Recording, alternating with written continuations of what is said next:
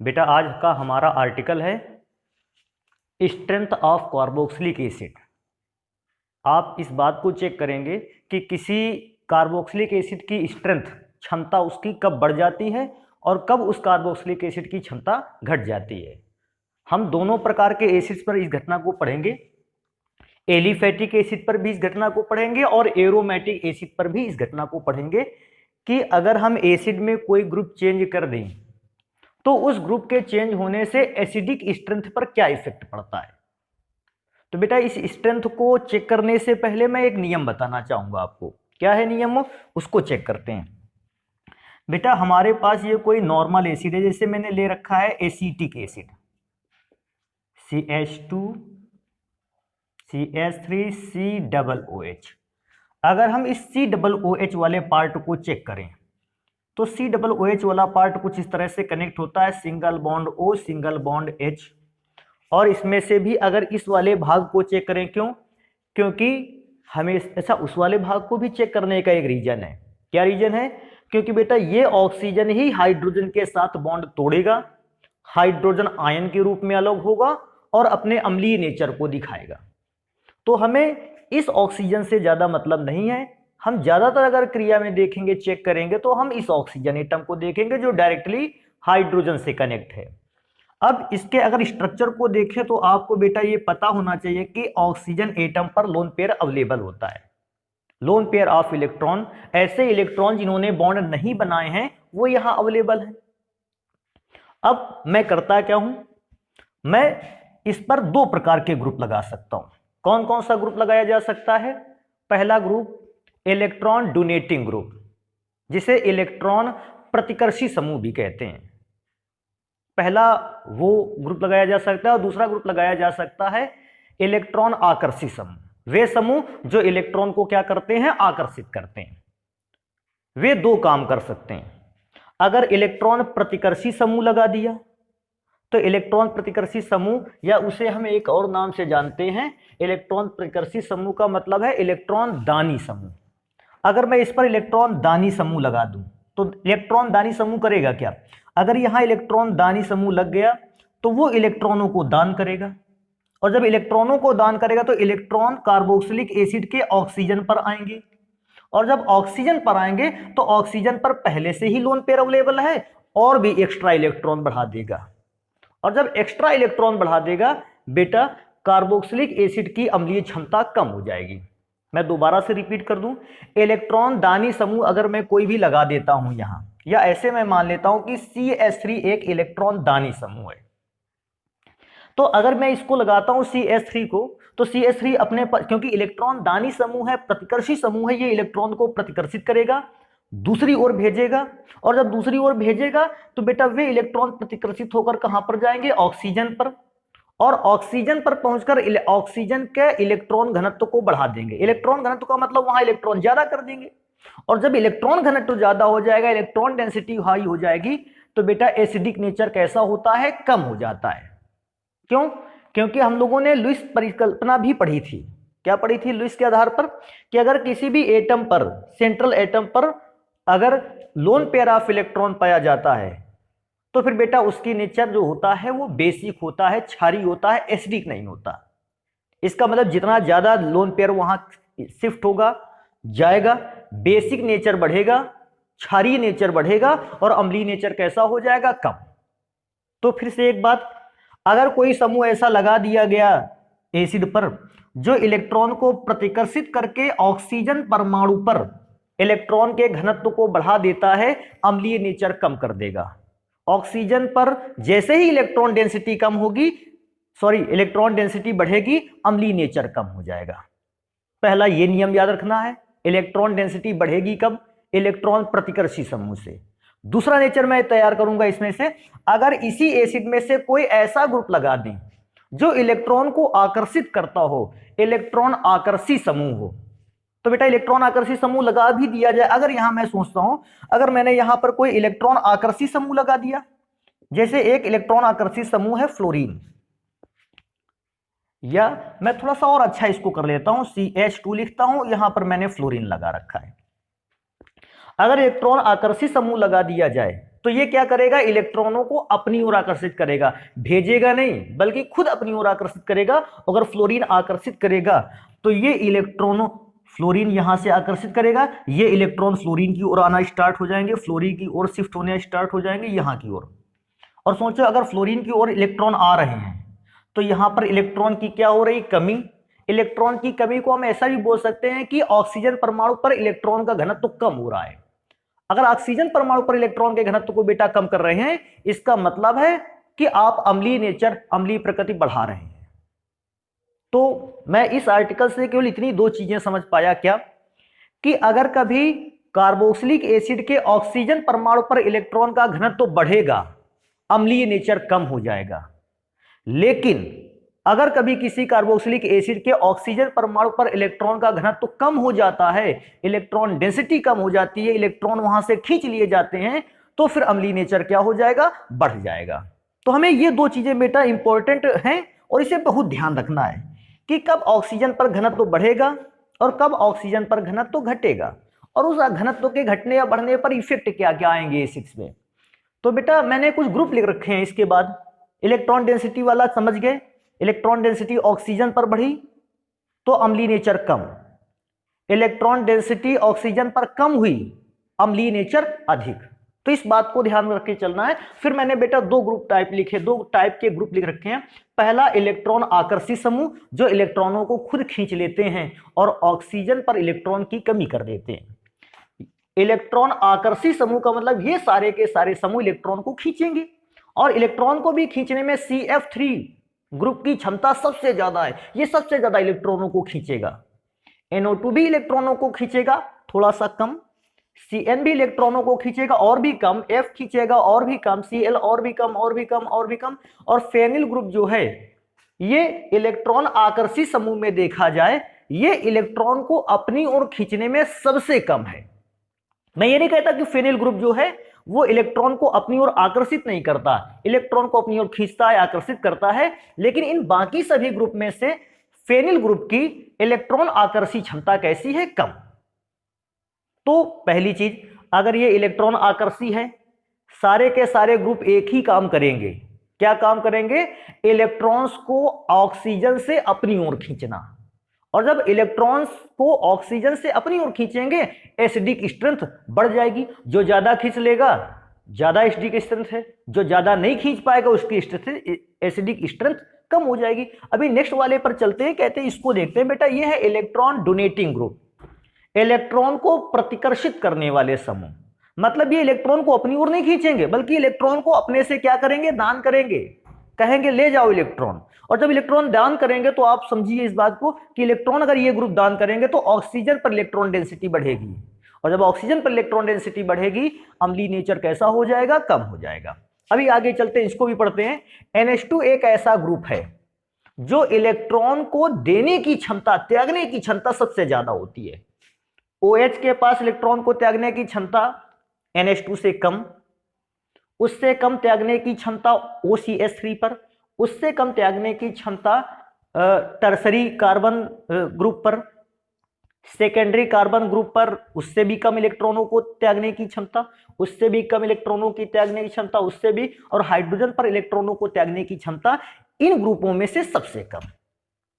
तो बेटा इस स्ट्रेंथ के बेसिस पर केवल हम लोग चेक करेंगे कौन सा एसिड ज्यादा पावरफुल है, कौन सा एसिड कम पावरफुल है। जैसे मैंने अम्लीय प्रबलता का पहला क्रम लिख रखा है। अभी अम्लीय प्रबलता के क्रम में NO2 है, F है, Br है। अगर मैं तीनों ग्रुप को चेक करूं, ये तीनों ग्रुप इलेक्ट्रॉन आकर्षी समूह है। मतलब NO2 भी इलेक्ट्रॉन को अपनी ओर आकर्षित करेगा, F भी आकर्षित करेगा, Br भी अपनी ओर आकर्षित करेगा। अभी चेक करेंगे इसको ग्रुप वाइज अगर पढ़ते हैं हम लोग।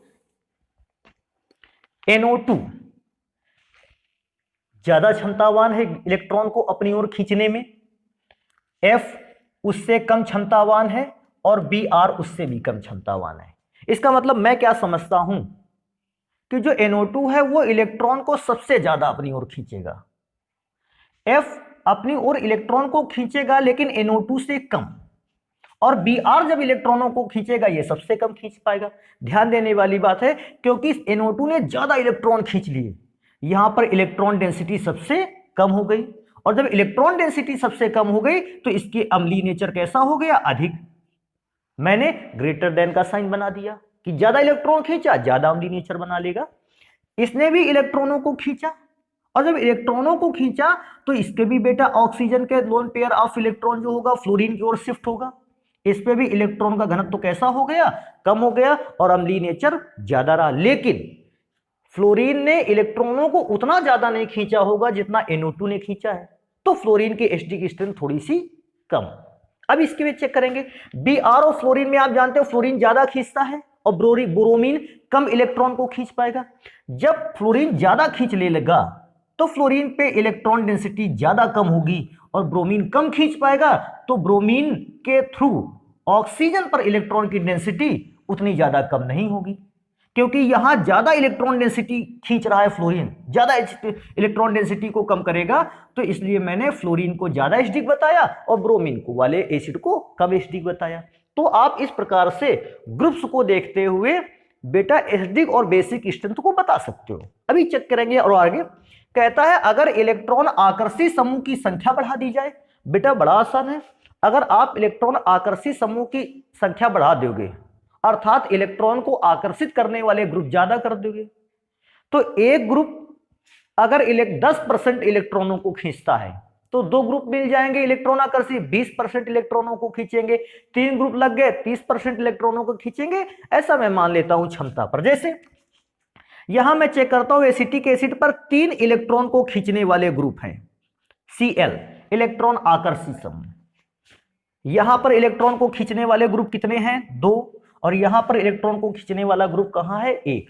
अभी चेक करो इनमें से सबसे ज्यादा इलेक्ट्रॉनों को कौन खींचेगा, पहला कंपाउंड। और जब इलेक्ट्रॉनों को ज्यादा खींचेगा तो इलेक्ट्रॉन की डेंसिटी ऑक्सीजन पर कम हो जाएगी, इसलिए इसका एसिडिक स्ट्रेंथ सबसे ज्यादा। इस पर इलेक्ट्रॉन को आकर्षित करने वाले ग्रुप कितने हैं, 2, तो 3 की अपेक्षा तो 2 कम खींच पाएंगे, इसलिए मैंने माना कि इस एसिड की स्ट्रेंथ कैसी है, कम। लेकिन मैं 2 की तुलना जब 1 से करता हूं तो मैं इस बात को जानता हूं कि यहां 2 क्लोरीन है, ये 1 क्लोरीन की अपेक्षा इलेक्ट्रॉन्स को कैसा खींचेगा, ज्यादा।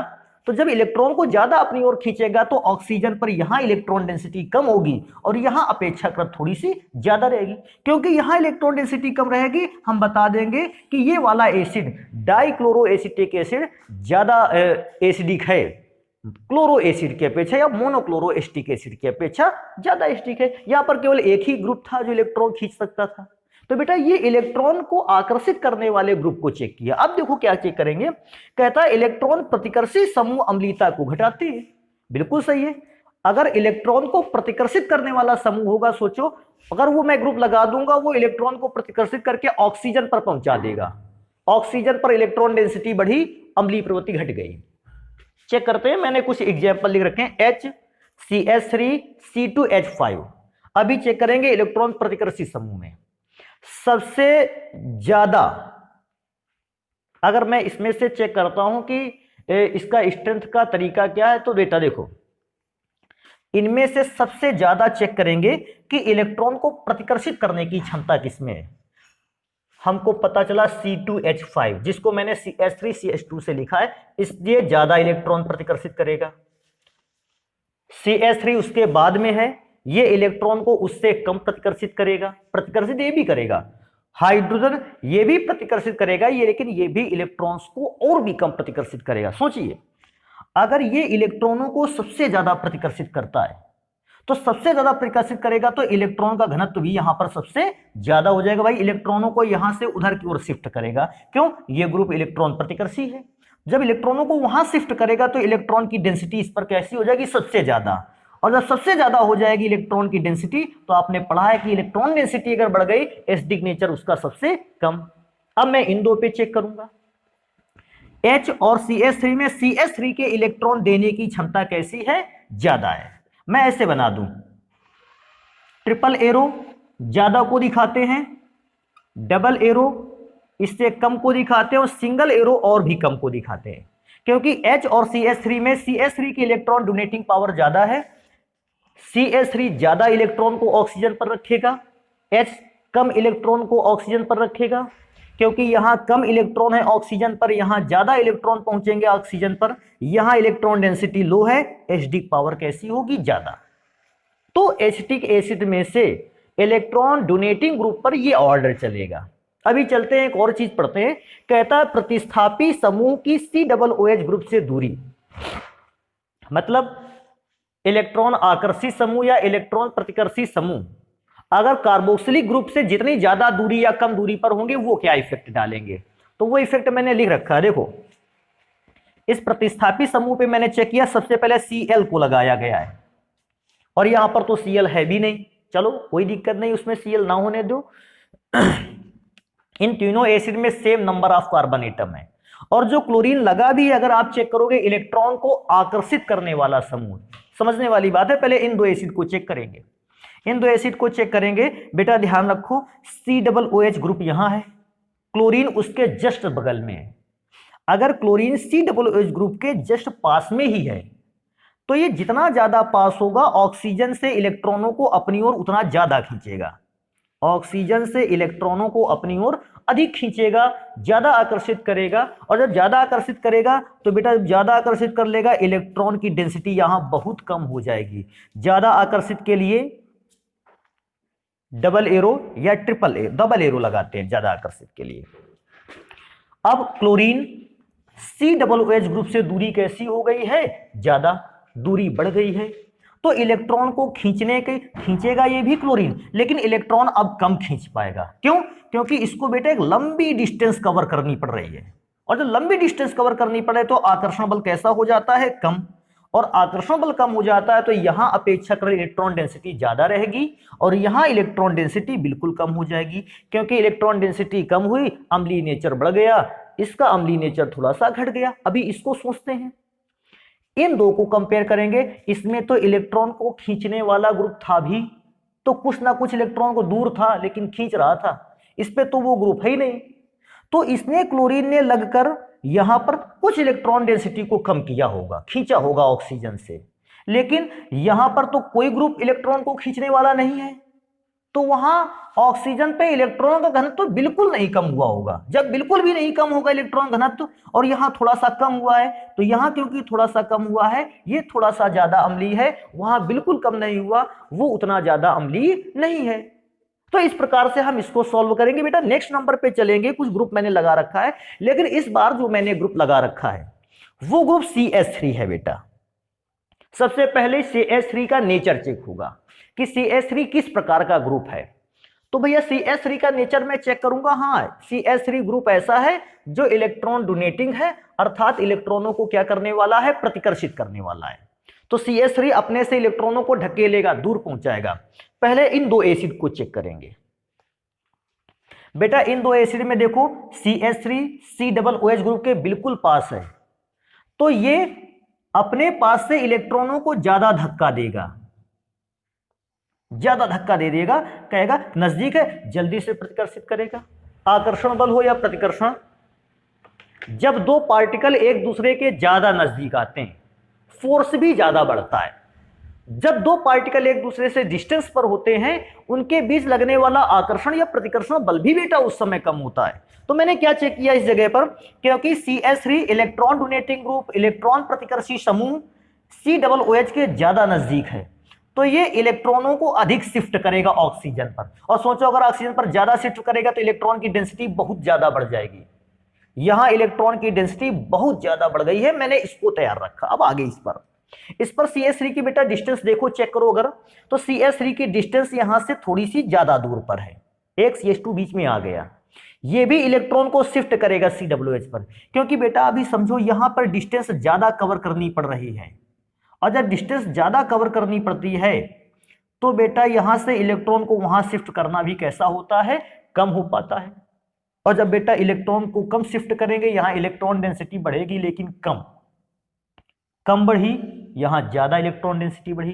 क्योंकि ज्यादा से ज्यादा इलेक्ट्रॉन डेंसिटी बढ़ गई, अम्लीय नेचर उतना ही कम हो गया, इसका अम्लीय नेचर थोड़ा सा ज्यादा रहा। अभी इस पे सोचते हैं सर जी इस पे इलेक्ट्रॉन को वहां भेजने वाले ग्रुप की दूरी क्या है। बेटा वहां तो ये ग्रुप दिख ही नहीं रहा है, इसका मतलब ये ऑक्सीजन पर इलेक्ट्रॉन को शिफ्ट नहीं करेंगे, तो इलेक्ट्रॉन डेंसिटी भी इंक्रीज नहीं होगी। जब इलेक्ट्रॉन डेंसिटी बढ़ेगी नहीं तो बेटा इसका अम्लीय नेचर सबसे ज्यादा हो जाएगा। ध्यान रखने वाली बात है, ये बात इलेक्ट्रॉन आकर्षी समूह के लिए है और ये नेचर जो ये कंपाउंड दिखा गया इलेक्ट्रॉन प्रतिकर्षी समूह के लिए।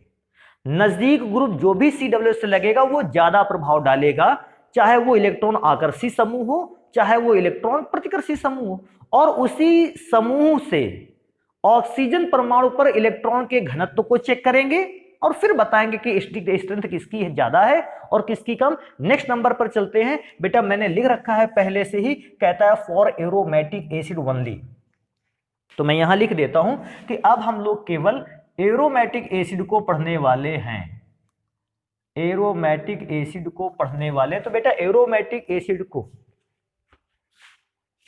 तो पढ़ेंगे अगर बेटा, तो इसको चेक करेंगे कैसे बेटा, ये COOH ग्रुप है, यहां भी COOH ग्रुप, यहां भी COOH, इसका मतलब ये तो बेंजोइक एसिड है।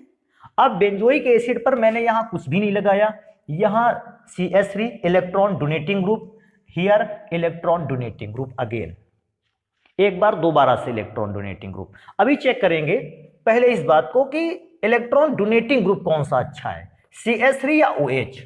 अपनी ओर आए, अरे OH तो बहुत पहले आ गया है और CH3 उसके बाद में आया है, इसका मतलब OH में इलेक्ट्रॉन देने की क्षमता ज्यादा है और CH3 में इलेक्ट्रॉन देने की क्षमता कम है। अगर OH में इलेक्ट्रॉन देने की क्षमता ज्यादा है तो सोचो OH से इलेक्ट्रॉन ज्यादा से ज्यादा इलेक्ट्रॉन ऑक्सीजन परमाणु पर पहुंचेंगे कार्बोक्सिलिक अम्ल के। जब OH ज्यादा इलेक्ट्रॉनों को देने की क्षमता रखता है तो वो देकर ऑक्सीजन पर घनत्व को बहुत ज्यादा बढ़ा देगा, बहुत अधिक बढ़ा देगा, अम्लीय नेचर कम हो जाएगा। क्योंकि अम्लीय नेचर कम हो गया, मैंने एरो ऐसे बनाया। अब बात आई सर जी ये भी तो इलेक्ट्रॉन देगा, लेकिन अभी सोचो आप, इसके इलेक्ट्रॉन देने की क्षमता कम है, और जब इलेक्ट्रॉन देने की क्षमता कम है तो ये जब इलेक्ट्रॉन देगा भी, इलेक्ट्रॉन को इसने शिफ्ट किया, ज्यादा शिफ्ट हुए, इसने भी इलेक्ट्रॉन दिया होगा, लेकिन बेटा इसने इलेक्ट्रॉन कैसा दिया, कम दिया। तो यहां घनत्व भी बढ़ा लेकिन कम बढ़ा लेकिन, ये ध्यान रखना, कम बढ़ा लेकिन बढ़ा, क्योंकि यहां कम अमाउंट में बढ़ा, यहां ज्यादा अमाउंट में ऑक्सीजन पर घनत्व बढ़ गया, इसका अम्लीय नेचर कम और इसका अम्लीय नेचर कैसा हो गया, ज्यादा।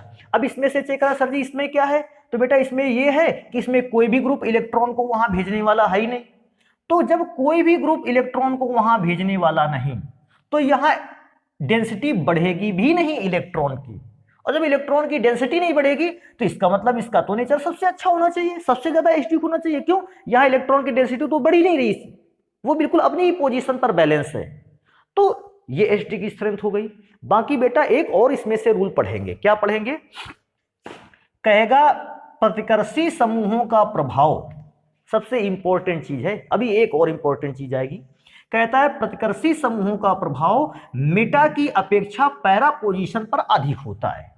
मतलब अगर कोई समूह है, चाहे वो इलेक्ट्रॉन आकर्षी हो चाहे वो इलेक्ट्रॉन प्रतिकर्षी हो, इसको थोड़ा सा हटा देते हैं, समूहों का प्रभाव, या इसको ऐसे लिख देते हैं प्रतिस्थापी समूहों का प्रभाव मेटा की अपेक्षा पैरा पर अधिक होता है। कैसा मतलब, अगर कोई समूह मेटा पर लगा है तो वो इलेक्ट्रॉन को खींच भी कम पाएगा और इलेक्ट्रॉन को ऑक्सीजन पर शिफ्ट भी कम कर पाएगा।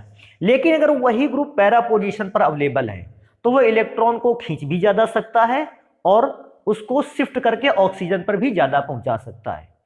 अब खींचेगा या शिफ्ट करेगा ये डिपेंड करेगा कि वो कौन सा ग्रुप है। जैसे मैंने पहला फॉर्मूला जब लिखा मैंने CH3 को यूज किया, इसका मतलब CH3 तो इलेक्ट्रॉन डोनेटिंग ग्रुप है, प्रतिकर्षित करने वाला है।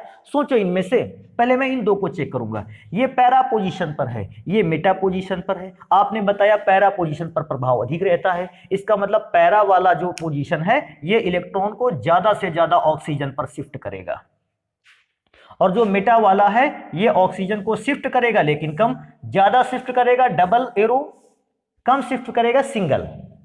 क्योंकि ज्यादा शिफ्ट करेगा इलेक्ट्रॉन की डेंसिटी ज्यादा बढ़ेगी, अम्लीय नेचर कम हो जाएगा, कम शिफ्ट करेगा इलेक्ट्रॉन की डेंसिटी कम हो रहेगी और अम्लीय नेचर थोड़ा सा ज्यादा। अभी सोचो इस पे तो कोई ग्रुप ही नहीं कि इलेक्ट्रॉन को वहां शिफ्ट करे, जब इलेक्ट्रॉन को शिफ्ट करने वाला कोई ग्रुप नहीं तो बेटा इस पे इलेक्ट्रॉन की डेंसिटी बिल्कुल नहीं बढ़ेगी, और क्योंकि इलेक्ट्रॉन की डेंसिटी नहीं बढ़ेगी इसका नेचर सबसे ज्यादा अम्लीय होगा।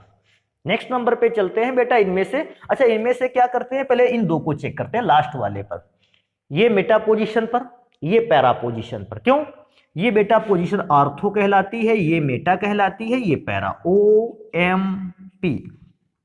Ortho Meta para, ortho Meta para. अभी इसको चेक करोगे, ये पैरा पोजीशन पर है। पैरा पोजीशन पर क्षमता कैसी होती है? सबसे अधिक। इसका मतलब पैरा पोजीशन पर अगर नाइट्रो ग्रुप लगा है वो इलेक्ट्रॉन को बहुत ज्यादा शिफ्ट करेगा वहां, सॉरी, वो इलेक्ट्रॉनों को बहुत ज्यादा अपनी ओर खींचेगा। क्यों? इलेक्ट्रॉन आकर्षी समूह है बेटा ये। अब इसमें चेक कर रहे हैं, ये मेटा पोजीशन पे लगा, ये इलेक्ट्रॉनों को खींचेगा, लेकिन सोचो ये ज्यादा खींच रहा था, ये कम खींच पाएगा। अभी इस बात को चेक करते हैं, ये ज्यादा खींचेगा तो यहाँ इलेक्ट्रॉन डेंसिटी इस ऑक्सीजन से ज्यादा इलेक्ट्रॉन शिफ्ट कराएगा, तो इस पे इलेक्ट्रॉन डेंसिटी कम हो जाएगी और इसका अम्लीय नेचर कैसा रहेगा? ज्यादा।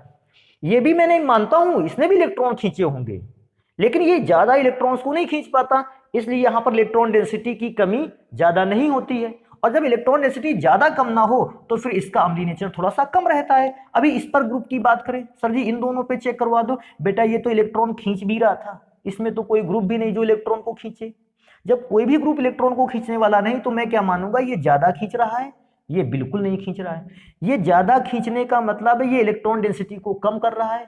वहां इलेक्ट्रॉन डेंसिटी कम ही नहीं हो पा रही है, क्योंकि यहाँ इलेक्ट्रॉन डेंसिटी कम हो रही है, एसिडिक नेचर ज्यादा है, और वहां एसिडिक नेचर कैसा हो जाएगा? कम, क्योंकि इलेक्ट्रॉन को खींचने की क्षमता किसी में है ही नहीं। तो बेटा ये हो गया एसिडिक स्ट्रेंथ पर कार्बोक्सिलिक एसिड की। अभी बेटा कुछ रूल और बचते हैं, आप इसको जल्दी से नोट कर लें, स्क्रीनशॉट कर लें, फिर इसके बाद हम लोग उन नियमों को पढ़ते हैं। तो बेटा मेरे पास कुछ और भी कार्बोक्सिलिक एसिड हैं जो एरोमेटिक हैं और उन पर भी एसिडिक स्ट्रेंथ को पहचानते हैं। जैसे मेरे पास पहला है, कहता है इलेक्ट्रॉन आकर्षी समूह का प्रभाव क्या पड़ेगा। अभी चेक करेंगे, इलेक्ट्रॉन आकर्षी समूह तो हमेशा इलेक्ट्रॉन को खींचता था और कार्बोक्सिलिक एसिड के ऑक्सीजन परमाणु पे इलेक्ट्रॉन के घनत्व को कम करता था, अम्लीय क्षमता बढ़ जाती थी। अभी इसमें से चेक करेंगे NO2 Cl और यहाँ पर कोई ग्रुप नहीं लगा। अभी इन दो ग्रुप को चेक करेंगे।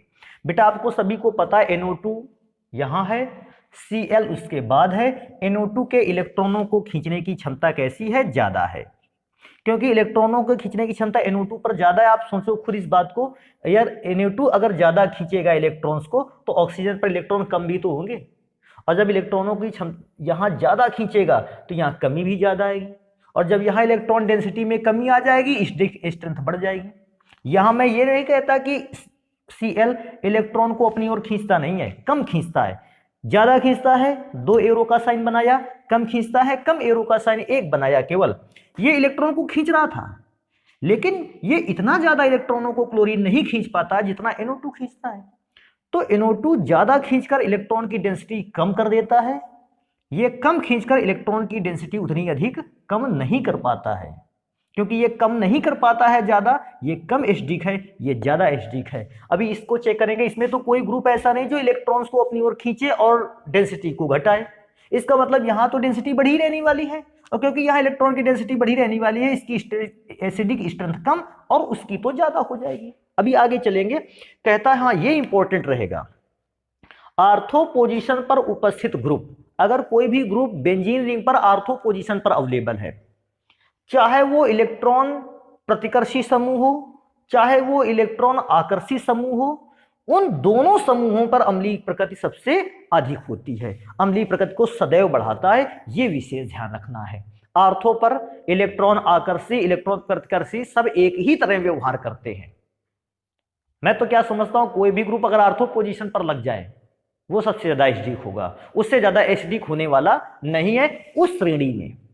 अभी मैंने क्या चेक किया, मेरे पास कुछ फॉर्मूले लिखे हैं। जैसे मैंने क्या देखा, यहाँ तो ग्रुप आर्थो पे लगा है, ये मायने नहीं रखता, फिर ध्यान रखना आर्थो पर ये बात मायने नहीं रखती कि इलेक्ट्रॉन आकर्षी समूह या प्रतिकर्षी समूह, वो मायने नहीं रखता। इस बात को बेटा ध्यान रख लेना है, क्योंकि आर्थो पर ग्रुप लगा है। मैंने केवल ग्रुप देखा, कैसा ग्रुप है इसको मैंने चेक ही नहीं किया, केवल ग्रुप लगा है, इसलिए मैंने बताया आर्थो पोजीशन पर इसकी स्टिक स्ट्रेंथ तो सबसे ज्यादा होगी। अभी चेक करते हैं इन दोनों में से, इन दोनों में से चेक करेंगे। यहां इलेक्ट्रॉन को ना तो कोई ग्रुप खींच रहा है, ना इलेक्ट्रॉनों को कोई ग्रुप प्रतिकर्षित कर रहा है। यहां चेक करेंगे, अरे यहां तो इलेक्ट्रॉन को मिथाइल ग्रुप इलेक्ट्रॉन को प्रतिकर्षित करने वाला समूह, देखो ये इलेक्ट्रॉन को शिफ्ट करेगा ऊपर, ये शिफ्ट नहीं करेगा, क्योंकि ये शिफ्ट नहीं करेगा इलेक्ट्रॉन पर घनत्व भी नहीं बढ़ेगा, नहीं बढ़ेगा तो एसिडिक स्ट्रेंथ ज्यादा, और ये शिफ्ट करेगा ऑक्सीजन पर इलेक्ट्रॉन डेंसिटी बढ़ाएगा, एसिडिक स्ट्रेंथ कम। अभी चेक करेंगे, इसकी बात करेंगे। अब इन दो में से बात करेंगे, सर जी इसमें भी CH3 इसमें भी CH3, दोनों बराबर अमाउंट में एक प्रतिकर्षित करेंगे, लेकिन आपने अभी कुछ देर पहले पढ़ा था आर्थो से ज्यादा पैरा पोजीशन इफेक्टिव होती है।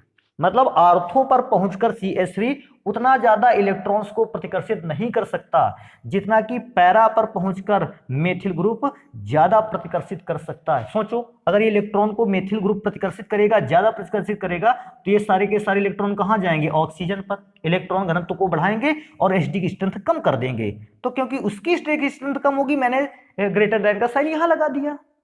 ये भी भेज रहा था लेकिन ये कम भेज पा रहा था, और कम भेजने के मतलब ये होता है साफ कि एचडी की स्ट्रेंथ हमारी ज्यादा रहेगी।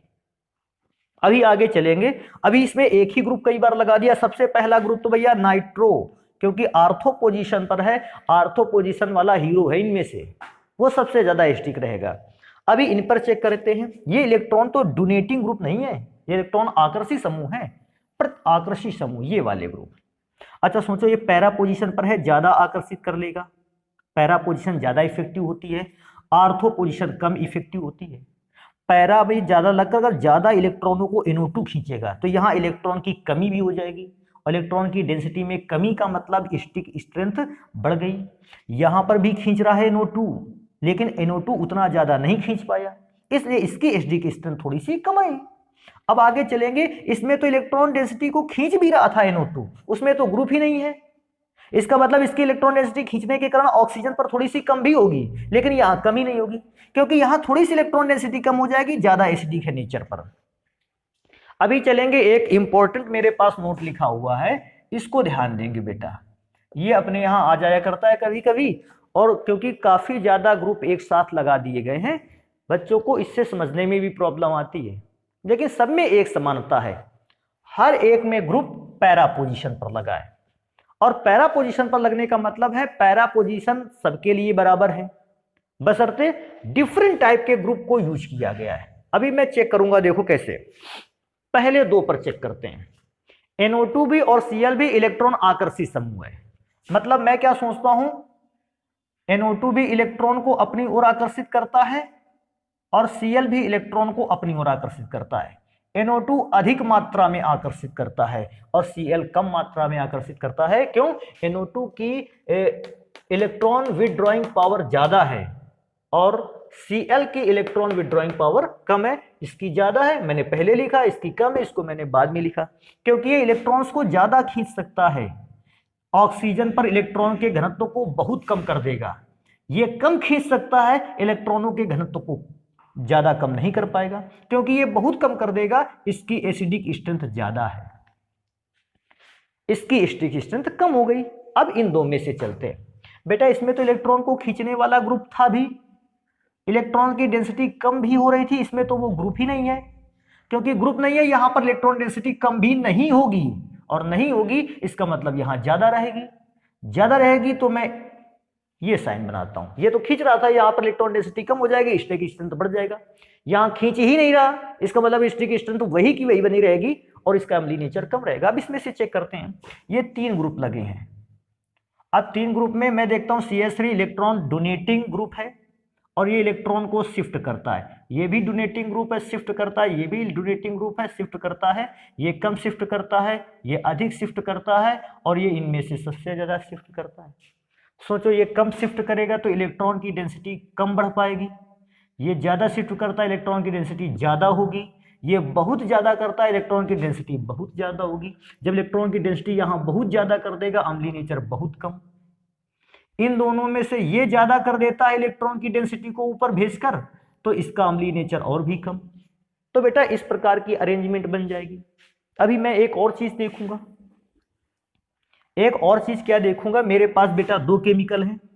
पहला केमिकल है CH3COOH और मेरे पास बेटा जस्ट साइड में एक और कंपाउंड है C2H5OH। बेटा ये एसिटिक एसिड है, वो एथनॉल है।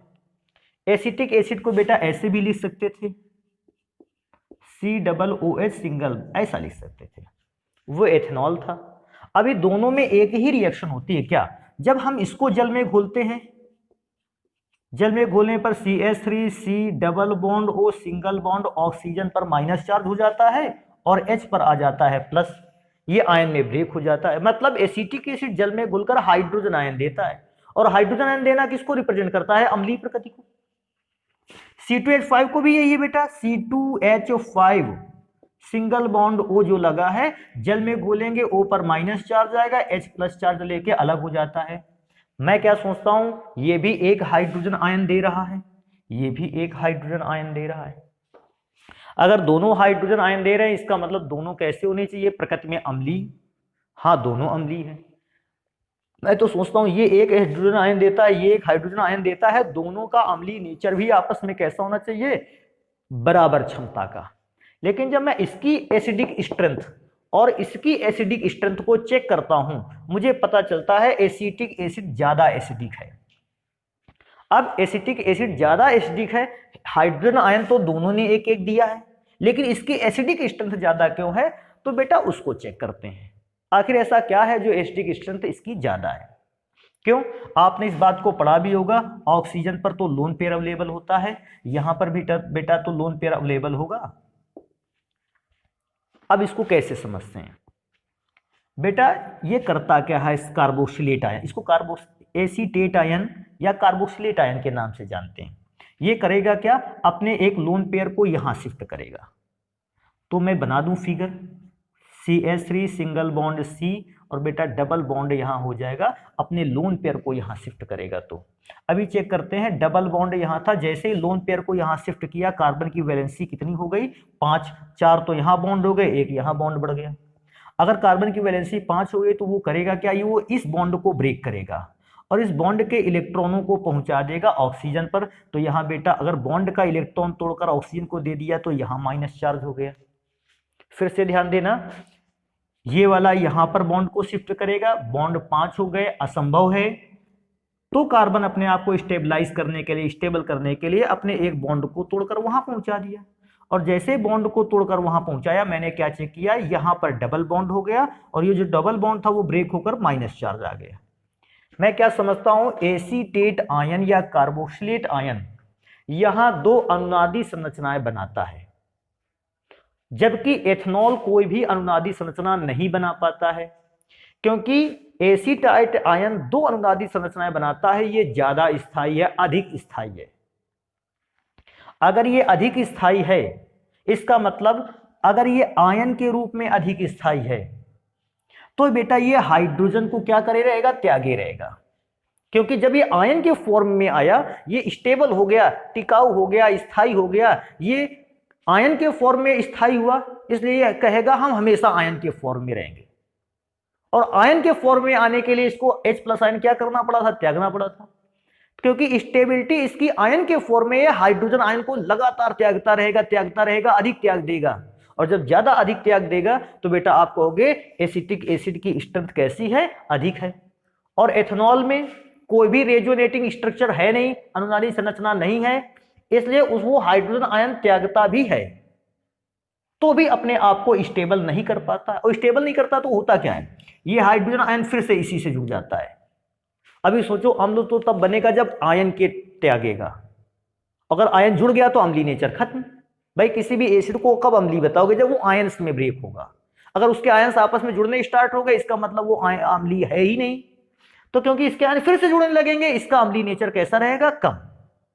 तो अगर मुझसे बोलता भी है कैसा, तो मैं क्या बताऊंगा? देखो आप लोगों को ये लिखना होगा कैसे, मैं केवल बोल के सुना देता हूं, आप इसको नोट कर लें। क्या कि किसी कार्बोक्सिलिक आयन में, किसी भी कार्बोक्सिलिक आयन में दो रेजोनेटिंग स्ट्रक्चर, दो अनुनादी संरचनाएं पाई जाती हैं जो आयन के रूप में होती हैं।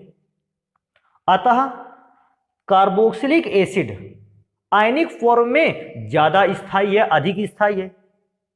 आयनिक फॉर्म में वह हाइड्रोजन आयन को त्यागे रहता है, अतः इसकी अम्लीय प्रकृति कैसी होती है? अधिक।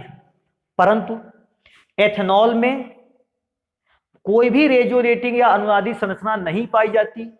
जब कोई भी अनुनादी संरचना नहीं पाई जाती तो उसका हाइड्रोजन आयन फिर से एथॉक्साइड आयन के साथ क्या हो जाता है? जुड़ जाता है, एल्कोऑक्साइड आयन के साथ फिर से जुड़ जाता है। और क्योंकि एल्कोऑक्साइड आयन से जुड़ जाता है उसकी अम्लीय प्रकृति क्या हो जाती है, समाप्त। तो अगर इन दोनों चीजों को देखा जाए तो एसिडिक स्ट्रेंथ कार्बोक्सिलिक एसिड से ज्यादा होती है और उसकी अपेक्षा अल्कोहलों की एसिडिक स्ट्रेंथ कैसी होती है, कम होती है। तो आप इस बात को ध्यान रखेंगे। मेरे पास एक और ऐसा ही तकरीबन क्वेश्चन है, उसको भी यहीं चेक करेंगे। क्या चेक करेंगे, मैं कहता है एसिटिक एसिड, एसिटिक एसिड और बेटा फिनॉल OH, दोनों में से एसिडिक स्ट्रेंथ किसकी ज्यादा होती है, किसकी एसिडिक स्ट्रेंथ अधिक है। तो बेटा अगर मैं दोनों में से देखूं, इन दोनों में से, तो एसिटिक एसिड की एसिडिक स्ट्रेंथ कैसी है, अधिक है। फिनॉल की एसिडिक स्ट्रेंथ कम है। उसका भी रीजन अगर कभी हमसे पूछता है हम बताएंगे एसिडिक स्ट्रेंथ इसलिए ज्यादा, इसके 2 रेजोनेटिंग स्ट्रक्चर बनते हैं, ये आयन के रूप में ज्यादा स्थायी है इसलिए अधिक अम्लीय है। फिनॉल की बात करेगा तो फिनॉल भी बेटा अपना हाइड्रोजन आयन त्यागता है, ऑक्सीजन पर ऋण चार्ज रखता है, इसका मतलब ये भी अम्लीय है।